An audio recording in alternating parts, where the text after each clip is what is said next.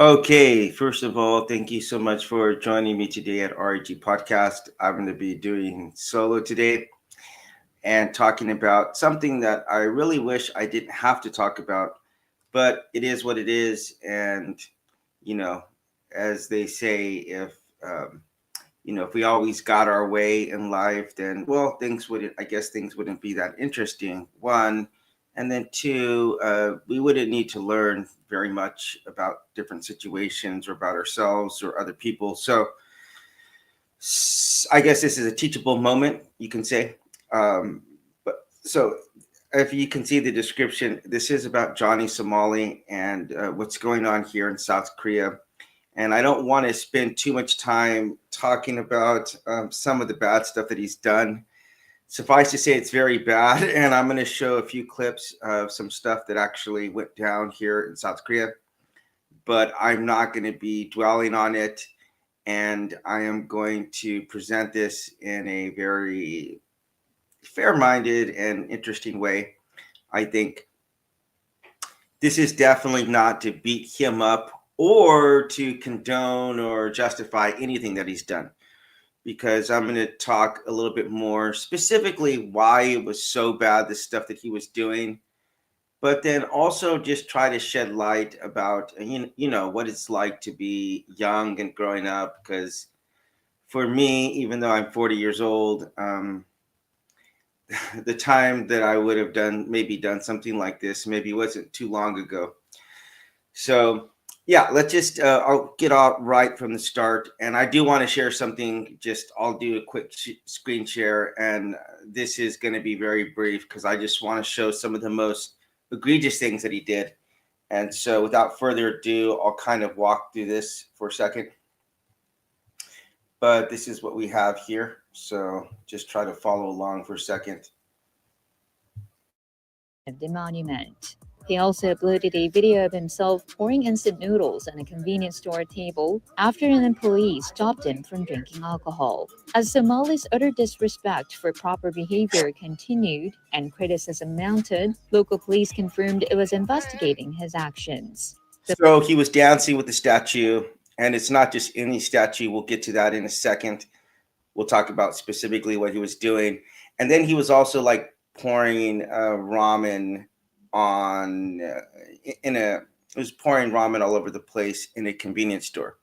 Now he's talking Banned about from here leaving South Korea. statue. Meanwhile, a 20-something former Navy Then he got Special punched Forces member who very hard in the recently face. attacked Somali was arrested and So, okay, that should quench anyone's curiosity about what we're talking about here. He came here, was being very loud, very disrespectful. Several people wound up attacking him. And so we're going to be talking a little bit about that, a little bit about some other stuff. Okay. So last night I was watching Piers Morgan, and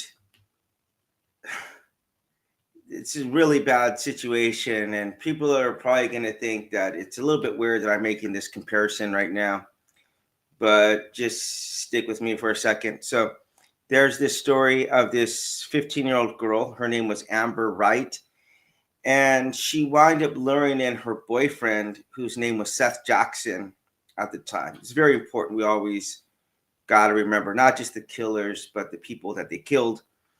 And her brother and like current boyfriend wind up killing this guy and like burning his body. Really horrific thing. But in the course of this interview, surprisingly, the young girl wind up taking a lot of personal responsibility about what happened. And she did wind up saying, prison has changed her a lot. How much of that's true, you never really know, but it's not really that important for this conversation.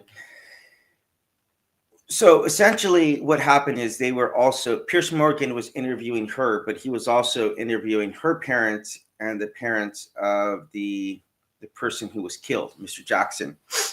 So surprisingly, not too surprisingly, the father of the slain victim was very upset, and obviously and he was saying how he would never be able to forgive these people, and he really wished that he could, basically take them off of this planet himself.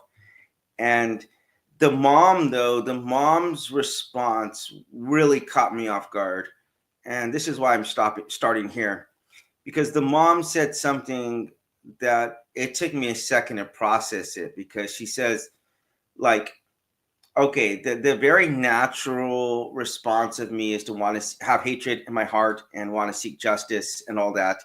But then she says, but there's another side of me, which is the human, the mom side of me. And that side recognizes, yes, these were young kids. They did something they shouldn't have done.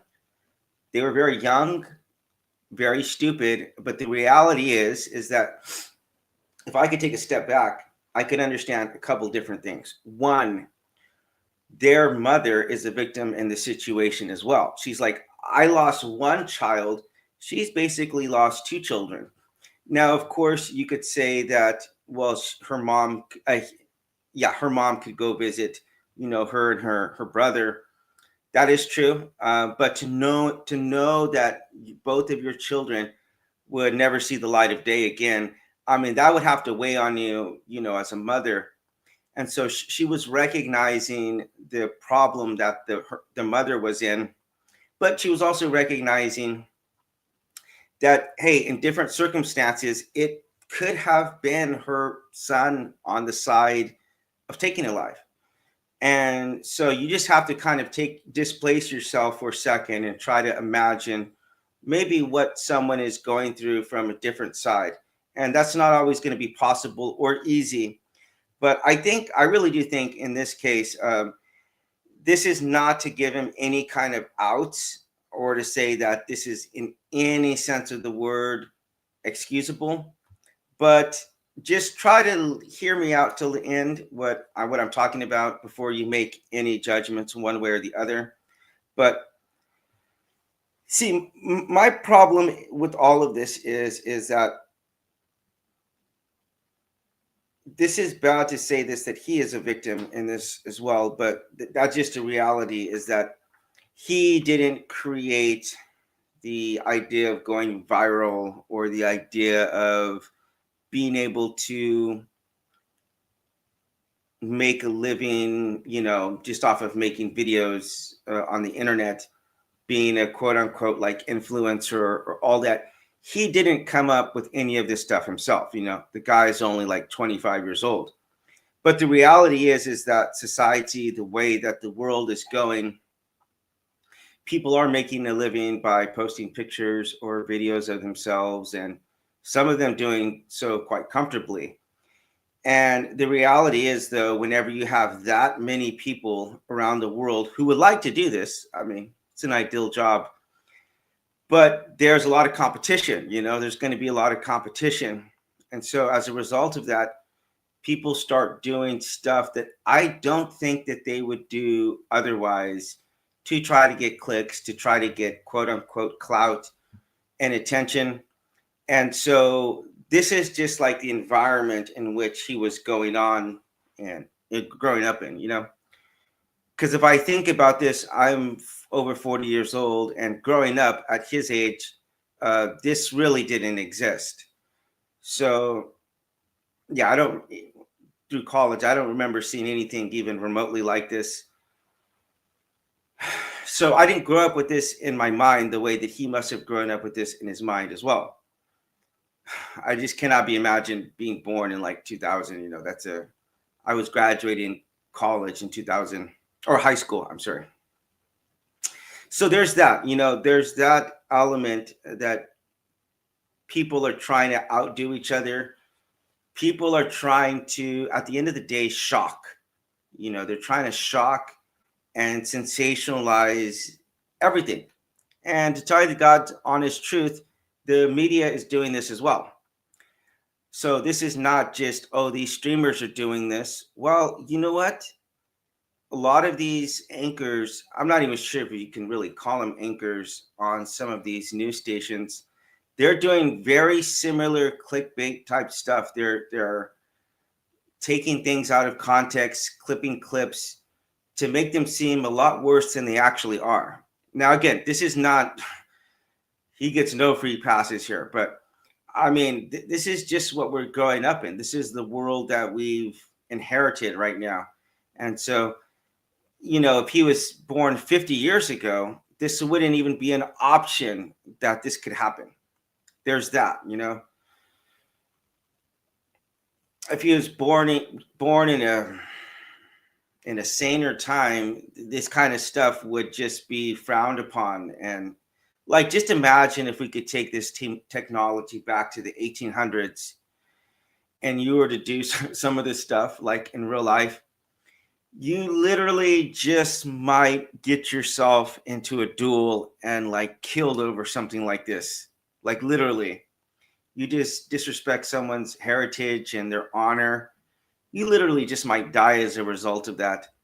So, it just wasn't worth it to, as they say, mess around and find out. So that's just a reality of the time that we're in, that, people have short attention spans, and there's just a continued desire for attention. I mean, that's a reality. That's a reality of it. There's manufactured stories, and it's sad. It's very sad to know that this is the era in which my daughter's being grown up in, because I do not remember things being quite this chaotic and hectic growing up, but it is what it is. So moving on to the next one, I do want to contextualize one thing too, right from the start, is this guy is 25 years old. And just the reason why I mentioned the Pierce Morgans and the Amber White situation at the beginning is because we have to try to put ourselves into the mind of a 25-year-old for a second. Okay. Just try to imagine this. They say this is the time in which your brain gets fully developed, is at the age of 25. So whatever's going on before that, you're not dealing with full senses. At that age, I didn't have 2 cents to rub together, and I'm just being as honest to God as I possibly can. So you have that. Then you have the reality is that your actions now through CCTV and also through streaming is now possible to be seen by everybody in the world at the same time, actually. So if you could just imagine everything that you've done in your late teens, early 20s, if you were to want that kind of stuff broadcast, I mean, I think God Almighty, there wasn't a recorder around me my whole life. I mean, how many times I've made a fool out of myself and done stuff that I regret later on with better insight and retrospect. I'll just be the first to say I'm living in a glass house myself. So I want to be very clear about that fact here, that I think if there was like a Truman Show, people could actually see the kind of things that we're doing every day, I'm sure we would be making some different decisions. I'll be the first to admit that. Second of all, there's a reason why you have to be like 30 years old to run for the Senate and 35 years old to be the president. And that's because you have to have some kind of certain life experience. Life is like a laboratory, and you have to kind of see what things work sometimes, what things don't work. And you also have to live by making mistakes and having to eat the fruit of the consequences of your mistake. And right now, he's going to eat a cornucopia of fruit, and it's going to be rotten fruit, and it's going to be horrible. But I do believe that this can actually help him in the long run. And I do want to touch a little bit more about that right now, because if you ever see a lion or lions trying to eat a porcupine or a honey badger, Honey badgers are like the size of dogs, but those things are brutal. They're some of the worst, most ferocious animals on this planet. I mean, you could literally see one honey badger fight off like 3 or 4 lions at the same time. It's incredible.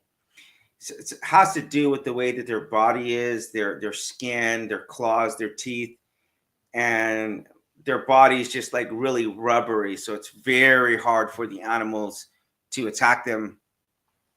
And when they're trying to get attacked, they can get scratched or whatever. And the porcupine, it's very weak animal, but the shills that they have on their back, they can stab into lions fairly easily. So whenever you see a pack of lions trying to attack a porcupine or a honey badger, one thing you'll notice is that the bigger lions, they do not mess around. They've already messed around and they've already found out.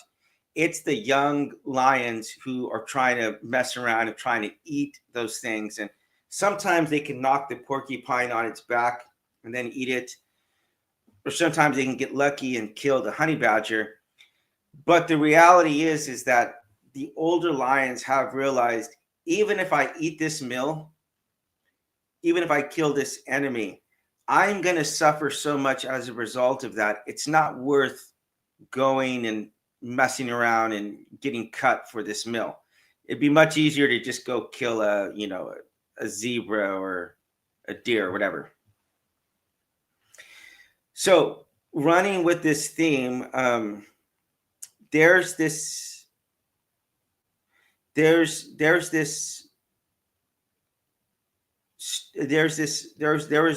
football player. His name was Brian Bosworth in the 1980s, and he was a college player, and he had like these really funny hairdos. He would have like flat tops, and he'd put like lines in his head, and he'd wear earrings. Really arrogant, really flamboyant, talking a lot of crap. He'd be indoors wearing sunglasses and all that stuff. But he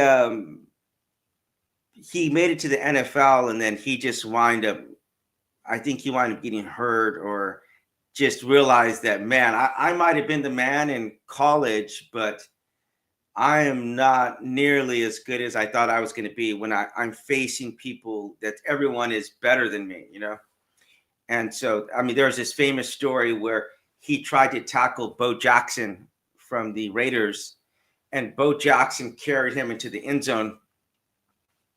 And Bo Jackson said, "Hey, next time you want to ride me, you have to give me a quarter, like the bus." And so that being said, this arrogant dude wound up being he's probably like maybe around 60 at this point, but now he's like a motivational speaker. And the kind of person that he is just totally different from what you would expect him as a youngster. And you see something very similar with another really loud, really arrogant guy. His name was Tank Abbott in the UFC. And this guy was known, they called him Tank for a reason, man. He would basically just throw punches for like a minute and knock people out. And he was really arrogant and really proud about it. One time he was smashing this guy's face, and he's like looking into the camera and smiling. And another time he knocked this guy's head, and his head bounced off the canvas, and he got a concussion. And when you see people get concussions, their arms go up like this sometimes. Well, he had that happen to him. He's making fun of him like this, but that guy wound up almost dying and having surgery. And the kind of person he is now, when you hear him talk, is just completely different than what he was as a younger, loud, arrogant person.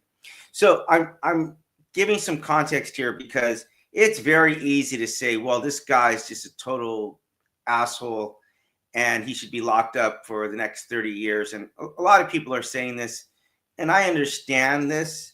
I really do, because there is a very real side of me that wants to see that happen to him. I mean, I'm just going to be completely honest in that. But then there's another side of me that takes a step back and says, Well, I really think I'm thankful. One, there wasn't a camera around me every time.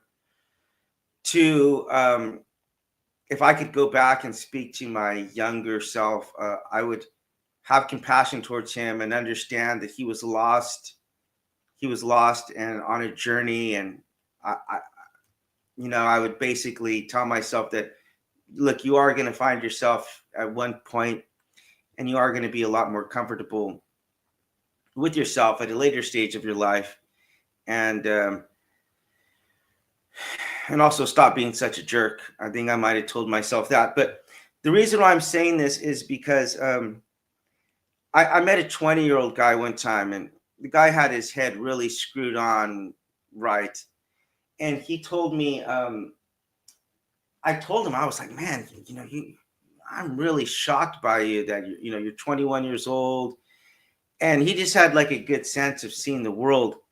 And he told me something that I don't think I'll ever forget. He said, I try to be in conversation with the 60-year-old version of myself that's gonna have to live with the consequences of what I'm doing today. Let me repeat that. I am gonna have to, at some point, live with the consequences of the things that I'm doing today, be it tomorrow or 10 or 15 or 20 years from now. And he said, I wanted to be in communion with that person, be in conversation. And I know that seems kind of weird, but if you imagine humans as kind of like in a fourth dimension, you wouldn't just see one person like you're seeing me right now. You would see something that's like stretched out that might look something more like a snake, starting with very small, getting bigger, and then as we get older, we start to get smaller again.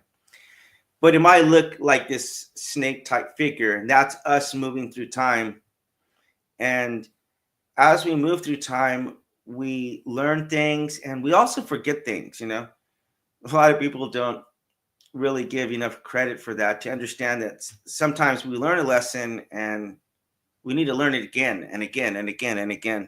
And that's kind of a hard thing to wrap your mind around sometimes. But so all that being said is that this situation right now where he was disrespecting a lot of people and the entire country of South Korea and the entire country of Japan and Israel. I mean, this is some serious stuff that this guy's done. But he is going to have to eat those fruit right now. But I can imagine being in prison, say he goes to prison for a couple of years. Well, that hopefully is going to give him some better insight to sit around and kind of think, what was I really doing with my life for these last couple of years? And I don't know if he will, but God willing, I mean, I send a prayer out for him right now that he gets some kind of insight about that and says, it is not worth making money for hurting people, like no amount of money should people be able to pay where you would be able to enjoy the suffering of another person, whether it's a $3 super chat that people were doing, a subscriber, anything that you might do to try to make someone's life like less happy that day is really not worth anything that somebody can give you. And I really hope that's a lesson that he learns through all of this, because he's been very defiant this whole time through, just saying F Korea and F the Korean people, and sometimes trying to justify what he did and sometimes saying, well, I don't really care. I'm just doing this for money. So that is something, hopefully he outgrows. But the reality is there's a lot of CEOs of companies. There's a lot of bankers. There's a lot of politicians who are 56 years old and haven't learned that lesson, that it's not worth whatever material gain you might have to do things, whether it be it passing a law, whether it being selling a product that is going to hurt people. There's a lot of people that still haven't learned that lesson, so if people are out there in suits and ties and doing whatever they do with the laws that they make, and they're still essentially doing the same kind of stuff as Johnny. Remember, this guy's 25 years old, and these people have had their whole lives to figure this out, and they still haven't learned it. So that's something just to consider in all of this. As they say, hindsight is 2020, and that's my advice. If you only take one thing out of this podcast today, is take the advice of that guy who I was telling you about. He's from Australia, but he said try to keep in touch with the older version of yourself that's going to have to live not just with the consequences, but also the mental anguish and regret of the actions that you're making today. And that's a hard reality to live with if you think about that for a second. Because we think about karma that, like, oh, if I steal $10 from me, if I steal $10 from someone else later on is going to steal $10 from me, But the reality is that karma can be something totally different. And don't get me wrong, if you're out robbing people, you're out killing people, chances are it's only a matter of time to where that comes back to you. So there is that. But the other side of karma that's too overlooked is that you have to live in your mind with yourself. You have to live with the choices, the reality of the things that you've done. That in itself is more than enough punishment without having to look to anyone else, without needing to look to any other person to repay something else to you. You have to live with the choices. You have to live as you put your head down on the pillow each night. Those are the things that could keep you up and it really cause you to lose respect for yourself. So it's easy to judge and throw a rock at Johnny or throw a fist at him, as many have done. And I'm not even saying specifically that's wrong, because I think one of the most, compassionate and loving things we can do for people sometimes is to let them know what they're doing is wrong, one. But two is to punish them. That can be the most loving, kind, respectful thing you can do to someone, is to punish them in a way that is going to stop them from doing that again in the future. Because if you get away with doing something one time and two times and three times and four and five and so on, it keeps getting worse and worse and worse and worse. So I guess you can say, if you see someone getting ready to eat an apple or something that is poisonous, and you stop them, even if you're to smack it out of their hand, or maybe do a Heimlich maneuver on them and get them to cough it up, maybe that's one of the most compassionate things you can do. And one thing I really like about the Norway and Denmark, their prison system, is that they really try to help people to be restored and returned back to society. They do a much better job of that than some other countries around the world. And so for me, in places like Thailand or the Philippines and in various parts of Africa and South America, the prisons are set up designed to just punish people and make their life as miserable as humanly possible. And again, I understand the human nature of that. Like, if someone does something wrong, you just want to punish them. And I completely, unequivocally understand that. I'm not going to sit here and try to allege for 2 seconds that, if someone hurt my child, that I wouldn't want something harsh done to them, But the reality is that is a situation like this, with what a lot of people want with him, is just something that's going to make us feel good. It's going to make us feel good to see maybe somebody getting caned or much worse, or just losing their freedom for some time. That's going to make you feel good. And maybe that's part of the punishment is you get hurt so that other people can enjoy your suffering.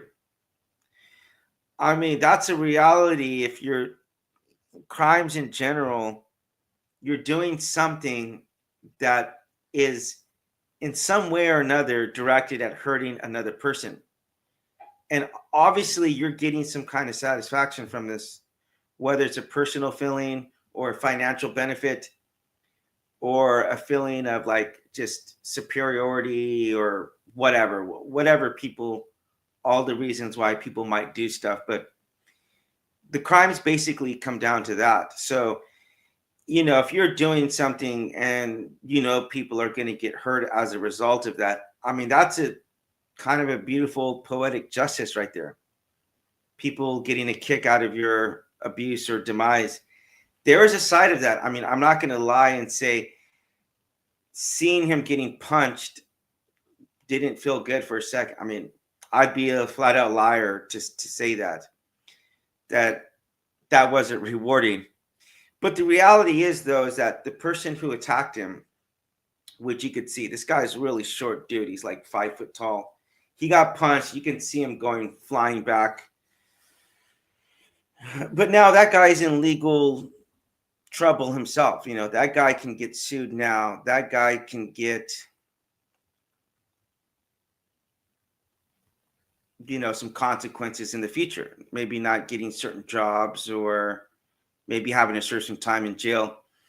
But the reality is that a lot of people in South Korea, they were very supportive of him doing that because they really wanted to be the person to do that, to hit him. And so a lot of people donated to his legal fund and they bailed him out of jail and they put him like in a 5-star hotel because a lot of people really wanted to do that. And this is actually leads into something else because please understand this. I'm not in two sense of the words justifying anything that this guy's done because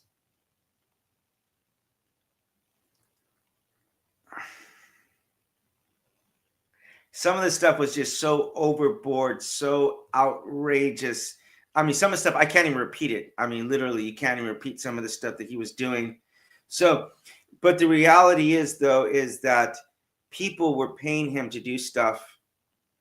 They were paying him to do stuff that they would have wanted to do out in public. It could be just saying something to a girl, or example, one time he was at like a temple, a Shinto temple or a Buddhist temple, maybe in Japan, and he was like eating a piece of chicken, and someone just typed in like, get down on your knees and like do whatever. And he sees the text and just gets down on his knees, Or they send these super chats that are read off. It's audible, so you can hear whatever. And some people were saying some really outrageous and inappropriate stuff. Some of these around women and children and stuff, really inappropriate stuff. But people were getting a chance to live vicariously through him, knowing that he would get hurt or in legal trouble as a result of that. And that to me is the most disturbing thing about this. Like, the guy was annoying. The guy was a jackass. I think if you took away the camera, he would still be an annoying person as it is. I mean, the guy's just annoying.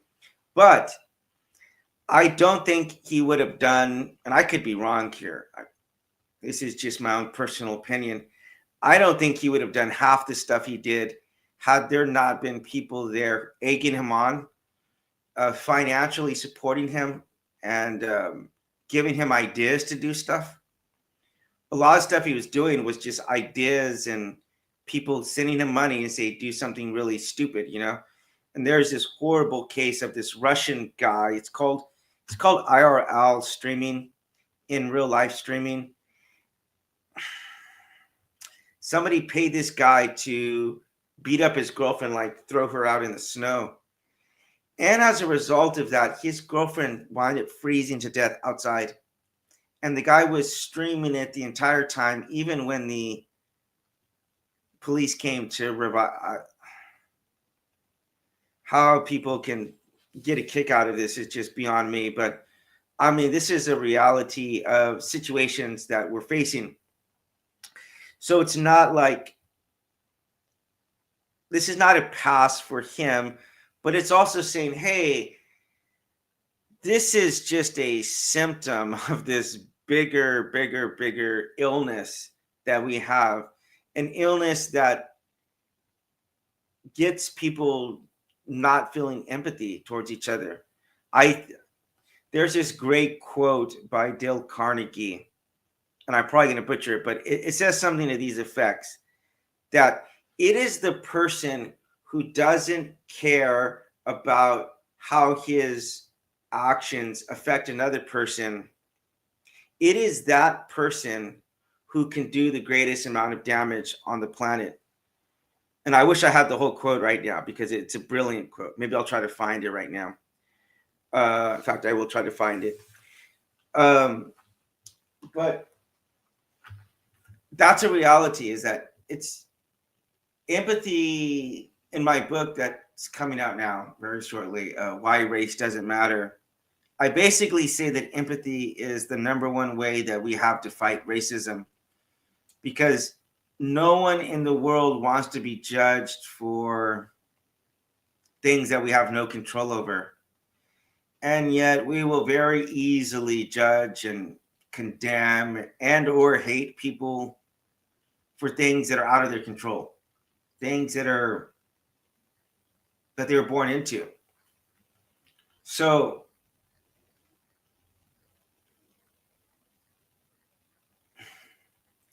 the situation just, I mean, it should give us pause to take a step back from our glass house, get our stones back for a second, and just kind of rub these stones together. Because there's just the most famous story in the Bible where this woman is getting ready to get stoned, and they ask Jesus, what should we do to this woman? And what does he say? He says, well, those of you who don't have any sin in your life, you throw the first stone. And it's so interesting because it's so interesting that the scripture includes this thought right here, because it says that all the men there left, but it says it started off with the older ones first, and then the youngest ones are last. And that seems a little bit odd of a fact to leave in there. It's a bit weird, but if you start to think about it, it makes total sense. The older person would have very quickly understood how bad his shit stink. And the younger person might have held out to that ignorance and arrogance and said, oh, I'm not that bad, like, it's okay for me to toss this stone. But anyway, it's a very powerful story. And I think that kind of just gets to the heart of what I'm going at today, because I don't think I've ever seen anyone, and I'm being honest with this, saying I haven't even seen Kim Jong-un get the kind of hate that I've seen this guy get. I mean, I have literally seen hundreds and hundreds and hundreds of videos now, many of them getting hundreds of thousands or tens of thousands of views. And a lot of people are calling for his head. If you look, especially look in the comment sections, lots of people want to see him go to prison for life. Some are hoping that he doesn't make out of this alive. And for me, I think this might be something that might to start to be a sign of maturity in your life. If you can say, you know what? I have those same exact emotions. We can very frequently want to hide our thoughts or intentions. and try to mask them. Like Dale Carnegie again said, he said something very beautiful. He said, people usually have two reasons why they do something. One, the reason why they tell people, and then two, the actual reason why they are doing something. And so if you understand that concept right off the top, you'll get that, hey, it's very easy for me to say my shit doesn't stink. It's very easy for me to say that, that I'm any better than this guy. I mean, that I didn't do similar stupid stuff in my 20s, maybe even up to my 30s. But this is something that I get it, because now I'm a bit older and I can look back at someone who's 20 years old and I can say, wow, you're such an idiot. How could you ever think so stupidly? But the reality is when I was 20 years old, when I was 25 years old, there could have been plenty of people doing the same thing to me. And how would that have benefited me? If anything, those kind of things can actually just make you worse. It can make you worse of a person when people are coming with condemnation and judgmentalness, because then it makes you feel like a need to justify the things that you're doing, And when you start to do that, you're in a very dangerous, it gets, the kind of justifications we can resort to can be very disturbing. So that being said,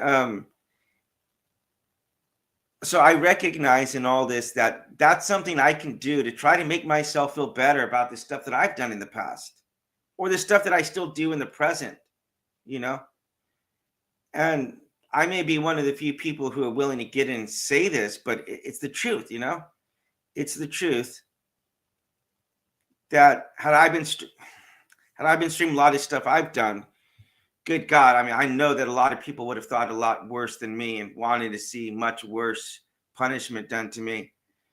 So as a Christian, I have to take a step back and say, you know what? I can admit that my first response is not a good one. I admit that there's this very realistic side of me that wants to see someone else treated more harshly than I've been treated. And that's wrong. It's very wrong.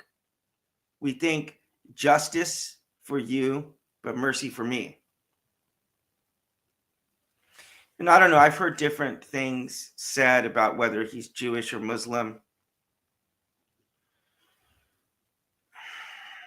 or maybe Christian, but the reality is that even if he was any of those religions, it's not as though we live consistently inside of the thing that we preach. I'm a Christian. I'll be the first to admit, man, I don't even scratch the surface of some of the standards that are here in the Bible. And yet I could there's one of two things I could do with that. One is that I could deny it, say, oh yeah, I'm actually pretty good. My shit doesn't smell that bad. I could start to justify it. Or I could just accept it. Accept the situation for what it is and say, you know what? These actions are deplorable. Specifically, the stuff with the statues. I've never seen a whole country come against one person before. Like this. I'm serious. You don't even have these kind of same responses towards Kim Jong-un. I mean, but these statues represented women who were sexually assaulted, brutalized, murdered, tortured, and this guy callously danced with it and rubbed baby oil on it while playing Puff Daddy music.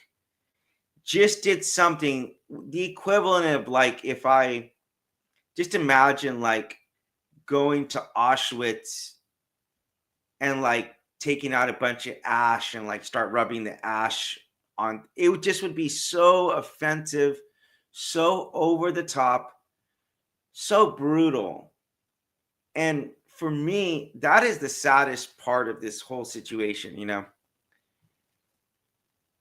at this stage of my life, I think about things in a bit different way than I did when I was younger. But to be that devoid of empathy, of common sense, of common decency, of a desire to get famous or rich at the expense of another person, I mean, that's a very dangerous and lonely and miserable place to be in.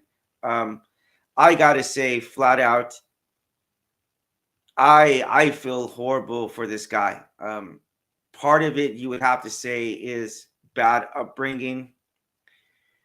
Part of it is, you have to say, is victim of circumstances. And to be quite honest, man, I have to say some of this stuff is literally sociopathic. I mean, there just might be a complete inability to feel the pain of others.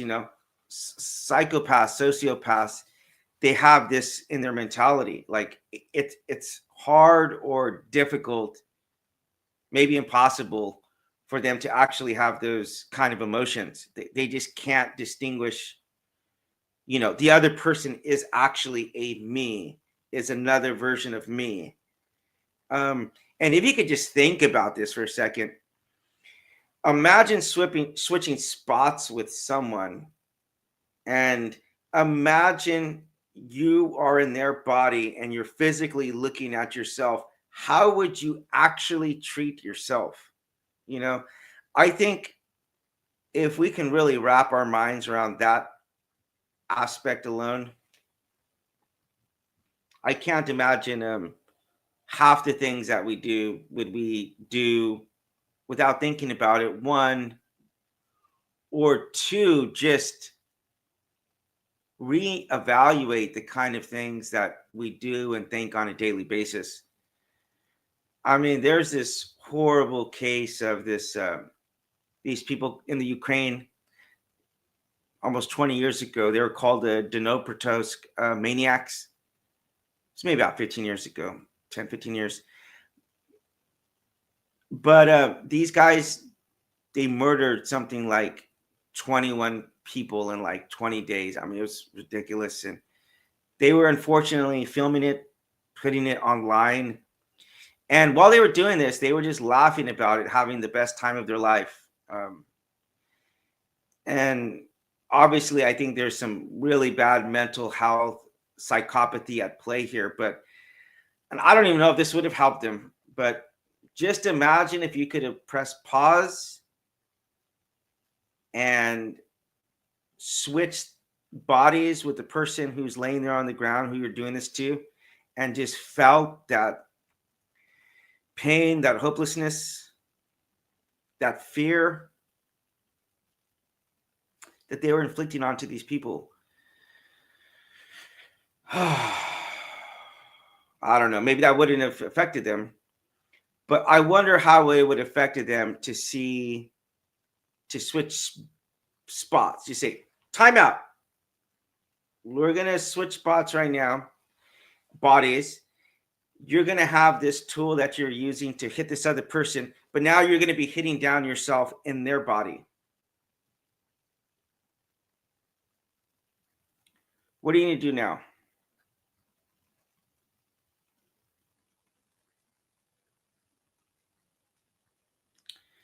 These are extreme cases that I'm talking about here. Johnny Somali, the Deportation maniacs, this Amber Wright situation. But I mean, at the end of the day, it literally all comes down to the same thing, which is, just a lack of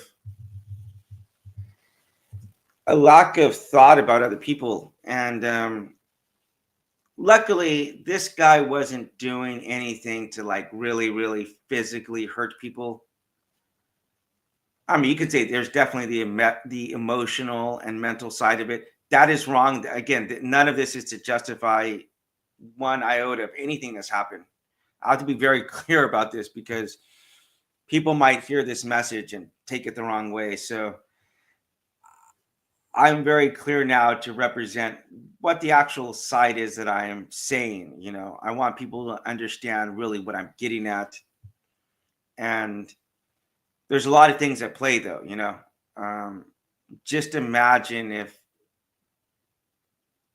there was none of this IRL websites, these websites, because he's certainly not the only one who's doing annoying shit out in public. I mean, I do have to say something too.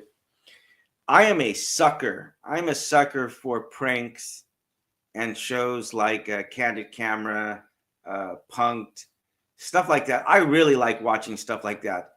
But I do always think that there has to be a side of you to understand, first of all, yourself in that position. Someone's just doing something crazy or some kind of prank.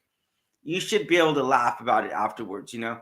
But some of this stuff is like, I would not be laughing. I mean, I would be really upset if someone was doing these kind of things to me in my workplace. You're trying to work and someone's just coming up and annoying you and doing whatever they can to try to make you have a bad day. I mean, that is out there.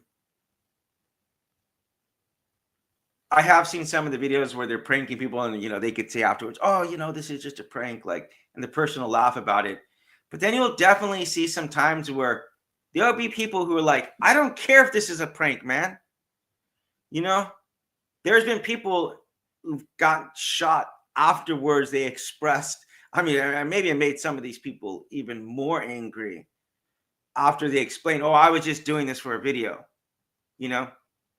I could laugh about something like that, but you also have to understand, not everybody has the real life experiences that we have.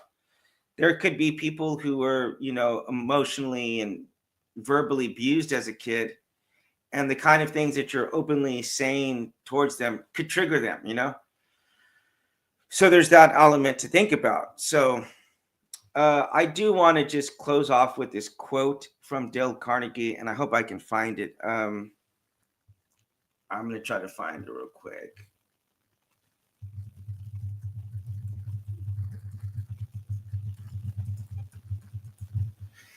I really hope. Let's see. I'm not sure. Okay. Wow. Okay. See, did I find it? All right, I'm going to keep looking for it. This statement. Okay. So he might have actually been quoting this from another person. I don't know, but I'm not sure if I can even find it right now. But it is really the thing we should be thinking about, I think, in all of this, because there is a side of this as well, a very small amount of it that is just some cultural issues. I actually have an entire section in the book, Why Race Doesn't Matter, about this issue, about how some cultures might find something funny that you just don't find funny. To give you one example, in these prank shows, there's a couple of in Japan.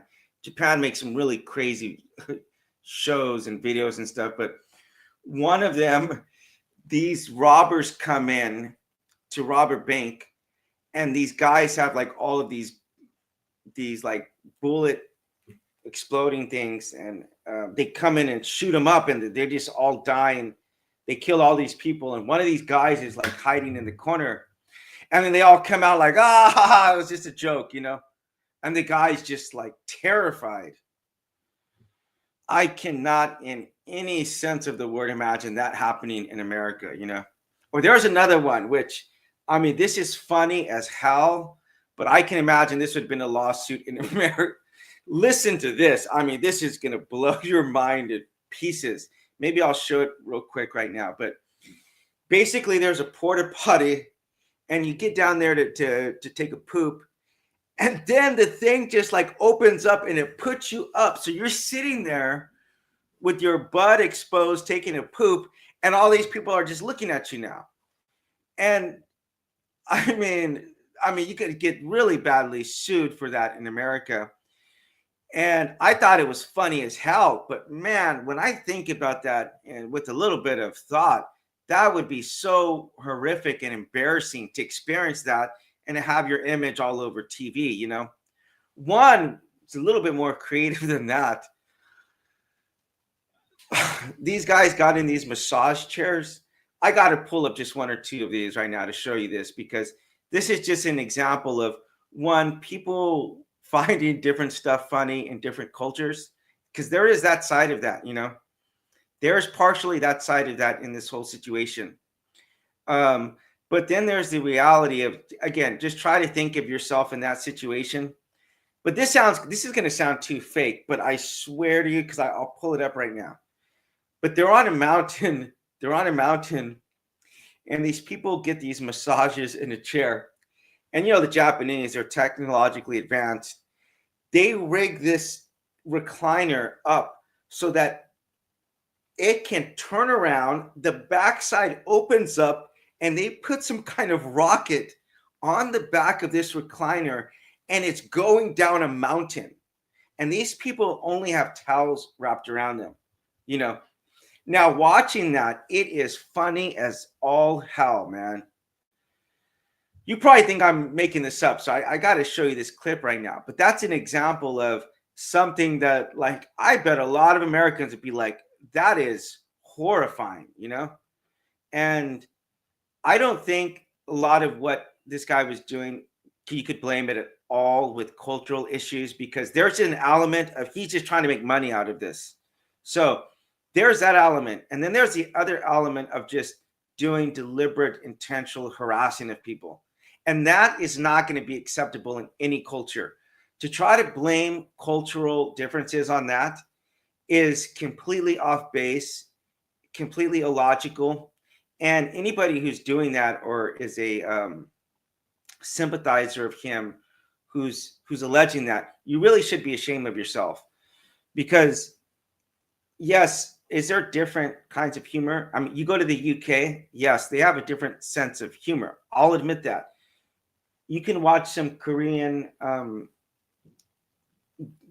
variety shows here. I could watch it the entire time and not find a single thing funny, and vice versa for them. So they don't always find our comedy, amusing. But when you do something that is like, let's give the Holocaust example, another example. If I went to Auschwitz and I'm throwing around ash everywhere, I can't just say, oh, this is being funny. This is just, I'm from a different culture. No, you're deliberately and intentionally doing something that is one of the darkest moments in Korean history. I can genuinely tell you that. The occupation of Korea by Japan wasn't 1 or 2 years or 1 or 2 months. It's like we're talking about decades. And this situation with the comfort woman, most of them are dead at this point, but some of them are still alive. And so when you do something like this, it's not something distant like 200 years ago that we're talking about. We're talking about things that are, I just cannot imagine for the life of me being one of those women and seeing something like that. Especially imagine too, because this is a double whammy right here, playing the music of Puff Daddy with the baby oil and all that stuff. So you're making fun of his victims as quote unquote alleged victims. I've got to say that alleged victims, because he, innocent till proven guilty, which is the way it should be. So a lot of stuff to consider here. I will try to end off on a positive note, but this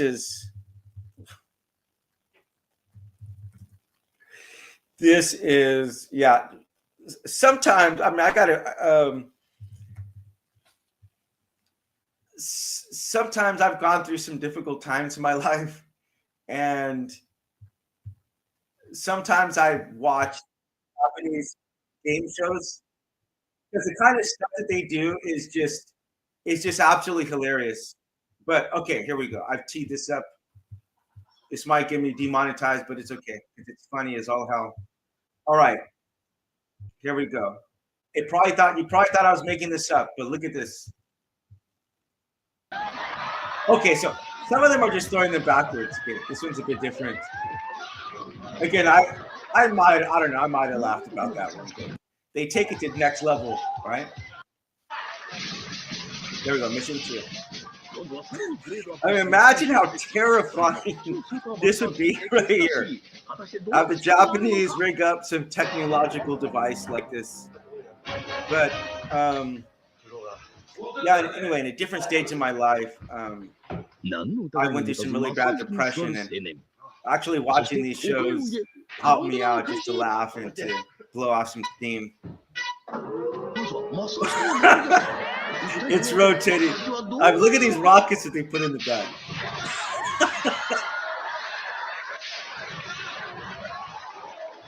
Oh god.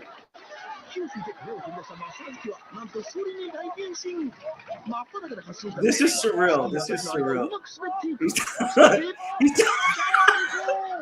I probably shouldn't be laughing, but I am. He's laughing about it, so I guess I can laugh about it. Anyway, okay, I just have to see one more for good measure, but at least they're being good sports about it, you know. But again, this might be something I don't think a lot of Americans would laugh if this happened to them, you know. Like, I think a lot of people would be really, really. Look at the rocket they have. Again, leave it to the Japanese. You don't mind, these guys are naked too.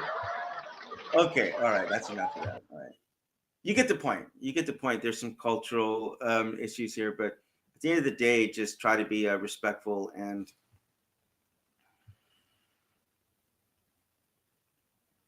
leave you with the last thought. Not just Johnny Somali, but everyone will be on their deathbed. Well, I shouldn't say everyone. Well, everyone will experience their last day, their last night one time. We never know when that is. But everyone is going to have a chance. I shouldn't say that. Some people die in freak accidents. Most people are going to have a time in their life where they can look back all the mistakes that they've made. Hopefully, God willing, it's on their deathbed. And hopefully they'll have some better insight than what the situation is whenever you're going through it, you know, because when you're going through it, it's hard to see things objectively and kind of see the light at the end of the tunnel. That's really hard to do. But it's when we emerge out the tunnel, we can take a look back and we can say, wow, that tunnel, that darkness actually wasn't as long as I thought it was. It wasn't as dark as what I thought it was, but now I've emerged from it and I have a better understanding of other people's darkness, other people's tunnels that they're going through. So, I mean, we're going to hopefully have a chance to take a look back at our lives and say, man, I really wish I wouldn't have done that. I really wish I hadn't have hurt this person. I think we all have that kind of daily with kind of realizing some of the people who we treated very badly, maybe in relationships, and then later on realize, man, this person was so good to me. And well, it's too late for that, you know, but what I'm trying to say is that hopefully we can correct a lot of the mistakes that we make.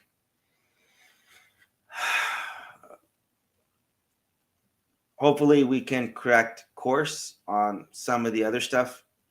But the reality is that there's going to be a lot of stuff that we're just going to make mistakes on, and there's going to be absolutely zero chance to undo any of it.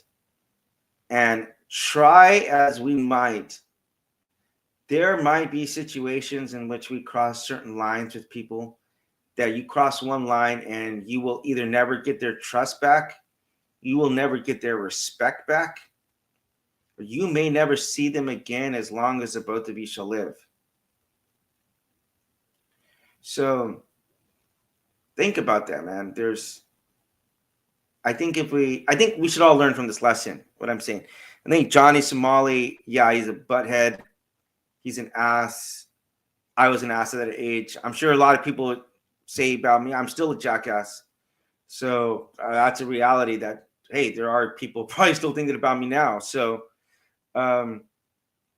yeah, I just, man, it hurts me that people could be that disconnected from people. One, but two, that people have just been so itching to see something bad happen to this guy. I mean, yes, the punishment should happen. That could be the thing. God willing. I mean, I can only say praying up to God and saying if he does get some kind of time, or maybe if some, who knows, man, if they can get some of these comfort women to come speak at his trial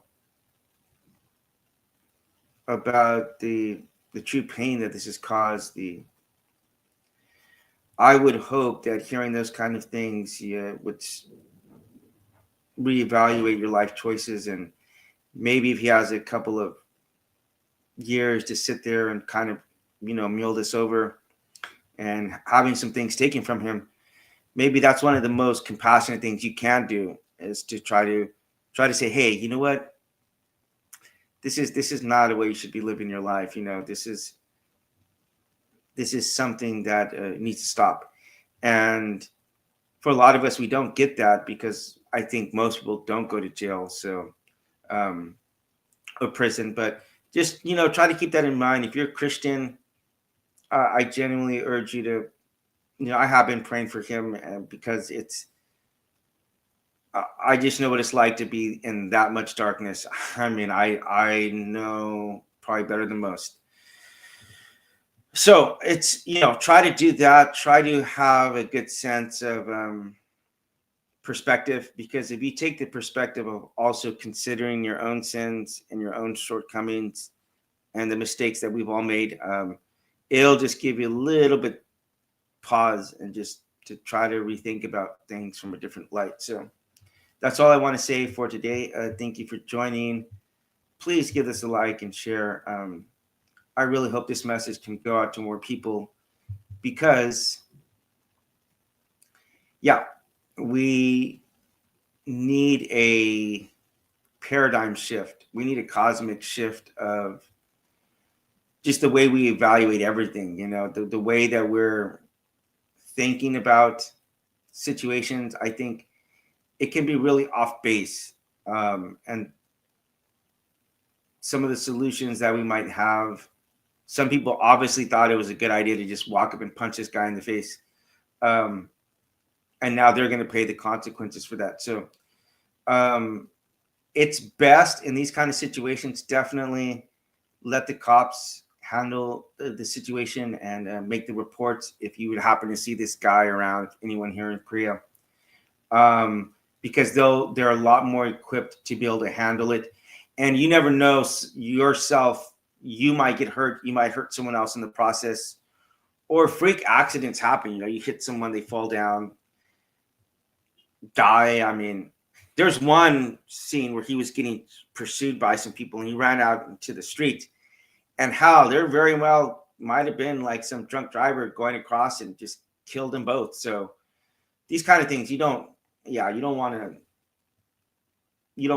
get involved in this. Like, you see something like that, definitely report it, but let the professionals handle it. So Godspeed, and please let me know what you thought about this podcast. I'd really appreciate your feedback. And for now, goodbye. Godspeed.